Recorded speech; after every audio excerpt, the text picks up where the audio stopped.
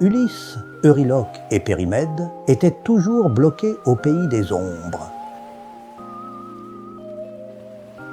Nous n'allons pas construire une, mais 2 embarcations. Comment ça? Tirésias a dit que je rentrerai seul, mais il n'a jamais dit que vous deviez périr. Je vais donc aller seul me précipiter dans Charybde, puisque c'est le chemin du retour vers Ithaque. Mais c'est de la folie. Tu t'apprêtes à te jeter dans un gouffre, sur la foi d'une prédiction. Je refuse de vous faire passer à nouveau entre Charybde et Scylla, et de toute façon, vous avez une mission. Vous allez construire un esquif plus solide que mon radeau. Puis vous reprendrez la route par le sud, en longeant les îles, pour contourner les dangers.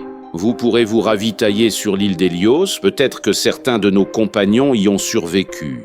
Quand vous atteindrez Éa, vous donnerez une sépulture à Elpénor. À contre-cœur, Périmède et Euryloque préparèrent le radeau d'Ulysse. Celui-ci rassemblait le maximum de vivres, mais quand vint le moment de les répartir, il prit encore une décision difficile à accepter. Heureusement, le vent a ramené vers la côte de la nourriture. Je vous laisse tous les vivres collectés. Là où je vais, je n'en aurai pas besoin. Il est fou. Il va se noyer. Et nous, on l'aura laissé faire. Ne le prends pas comme ça, Euryloque. Les prédictions ne se sont jamais trompées. Ayez confiance. Je partirai demain au petit matin. Ne vous inquiétez pas. Nous nous reverrons à Ithaque, d'ici quelques années. J'en ai la conviction. Bonne chance, Euryloque. Tu es bien sûr de ne pas vouloir qu'on t'accompagne? À cette question, Ulysse ne répondit rien. Que les dieux soient avec toi, Ulysse. Je ne t'oublierai pas, Périmède. Ton aide m'a été précieuse toutes ces années, et je t'en remercie. Et ce sont sur ces mots qu'Ulysse quitta ses 2 plus fidèles compagnons et s'élança vers le danger.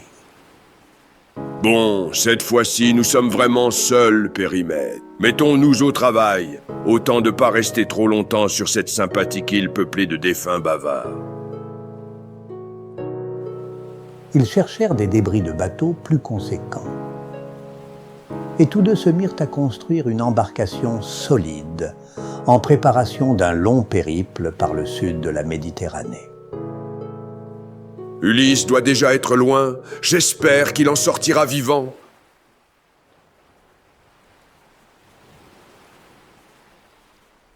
Ulysse naviguait doucement sur son embarcation de fortune. Il se remémorait toutes les étapes de l'aventure, depuis le départ de Troie.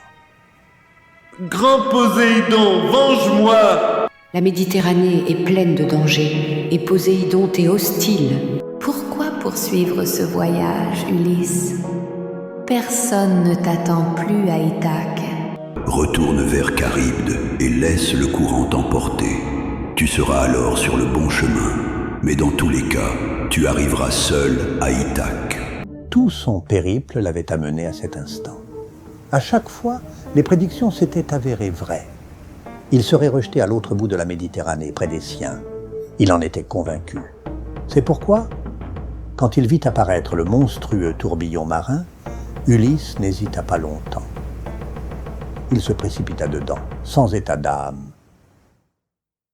Ulysse perdit conscience et fut emporté par le tourbillon marin. Fut-il aidé par une volonté surnaturelle ou par sa propre volonté de vivre? Nul ne le sait. Il flotta pendant des minutes, des heures, une éternité. Parfois, il reprenait furtivement conscience, puis il replongeait dans un étrange état léthargique. Et puis, alors que n'importe quel autre mortel aurait déjà péri corps et biens, il refit surface. Son long séjour dans l'eau l'avait départi de ses atouts de capitaine et de roi. Ulysse, le héros de Troie, était vulnérable comme un nouveau-né. Il était ressorti vivant de sa dernière épreuve. Ce courage et cette ruse pourraient-elles convaincre Poséidon de cesser de le tourmenter? Le temps du repos était-il enfin venu?